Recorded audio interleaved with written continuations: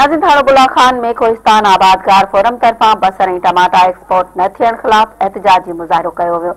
उन हवाले सां ॾिसूं था फेज़ परवेज़ मेमन जी ही रिपोर्ट। मुतालबो कयूं त जीअं एक्सपोर्टरनि खे सहूलियत ॾिनी वञे, जीअं बसर जेको आहे ॿाहिरि मुल्कनि में जल्दी पहुचे। जल्दी पहुचण सां ई उते वॾो रेट लॻो पियो, उते उन खां ई पहुचण खां बाद में हारियुनि खे रिलीफ मिलंदो।